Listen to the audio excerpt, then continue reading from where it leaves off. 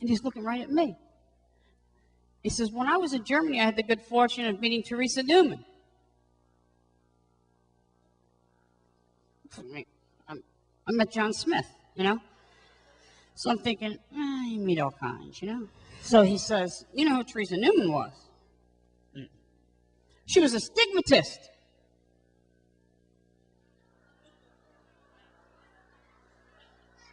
I look at him, I go, you got me again. You know what a stigmatist is? No. That's somebody who has received the wounds of Christ. I never heard of such thing in my life. He says, when I was there, I had the good fortune of taking my crucifix from my rosary and laying it on one of her stigmatas. And since that time, it's healed many people. Some of cancer, some of this, some of that. He goes through the whole line of all the things. And he said, I would like your permission. Now keep in mind, got my leg up here. It's in a big cast, this big. And he said, I would like your permission to lay this on your head.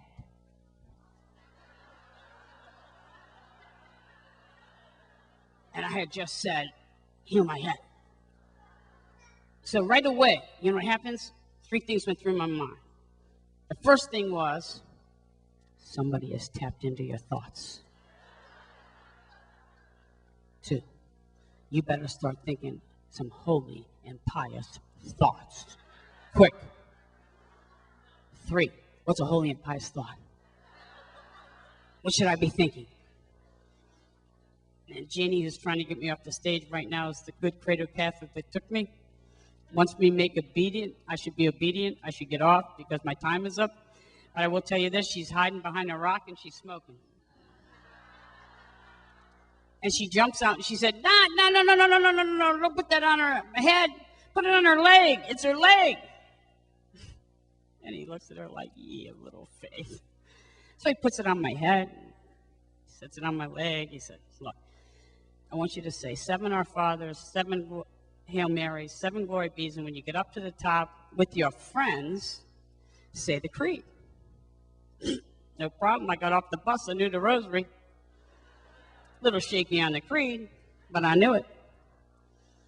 So I start looking for him, walking up the mountain. I'm saying, wow, wasn't that something? And I did see him around the 7th station. He was kind of winded. Now, keep in mind, he was carrying a tripod, but no camera. It's June. It's hot. He's got this hood on. He's a monk. And he's standing over there, so I walk up to him, and I said, would you like some water? And he takes the canteen, and he drinks it, and he puts the lid on it, and he said, he just smiled at me. And he smiled a smile that went all the way through me. And I said, oh, my, I'm going to look for this guy when I get up there. So when I get up to the top, I'm looking for him. But then I get up to the top, and there's so many people, that's when I start praying, look, don't show yourself.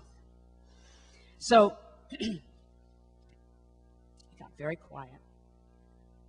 And the visionaries came up. And all of a sudden, that cross lit up. And it lit like 3 times. Like, remember those old time strobe lights, some of you? And when it lit, I saw Christ on the cross. And he looked, he had this big thing on his head. Not just like this little thing of thorns. He had this big, like, nest of thorns, like a big bird's nest of thorns. And his nose was like this, and he looked horrible. And he was standing there, and it was like nothing I had ever seen before.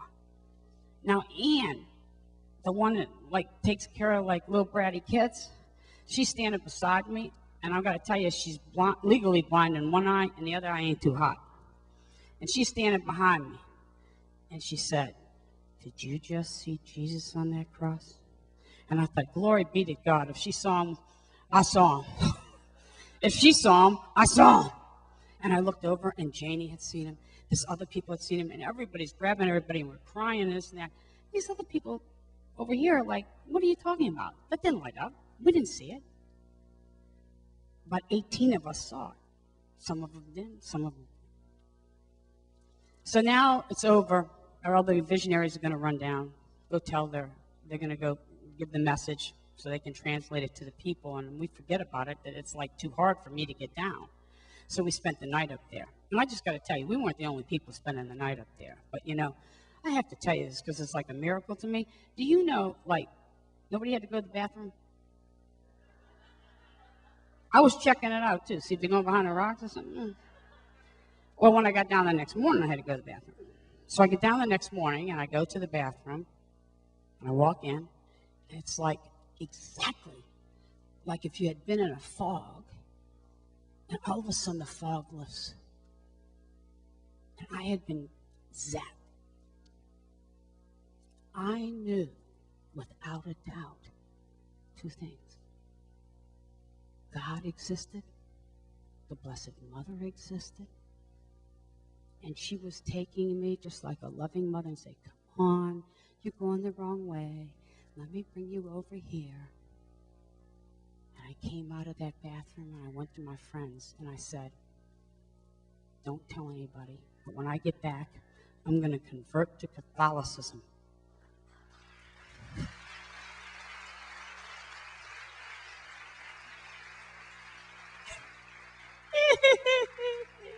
They started crying. I said, what are you crying? I thought you'd be happy. They said, well, that was our petition, that you would get faith. You see that? I stand before you, a product of other people's prayers. Every one of you have somebody you're praying for out there. Don't give up. I stand as a product of other people's prayers, the proof of intercessory prayer.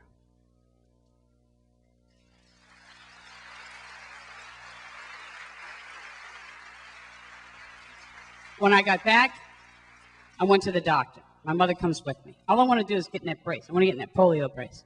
I go back to the doctor, and a young guy that's been taking my x-rays for the 10 months, who told me that he was taking pre-Cana classes because he was like getting married in the church.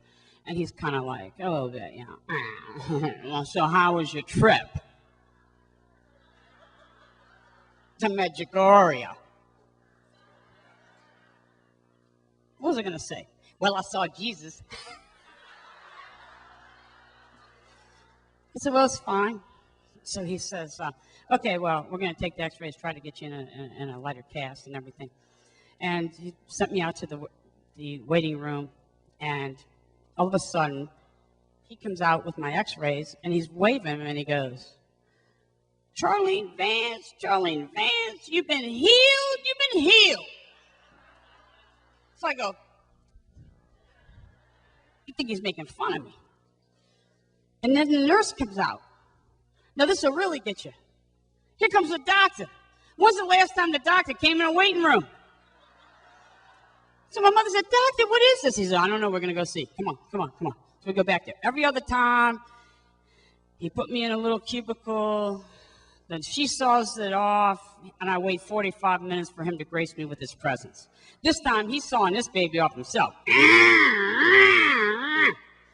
He takes it off. He lifts it up. Now, keep in mind, my ankle was totally crushed. So if it's going to heal at all, I'm not going to be able to move it.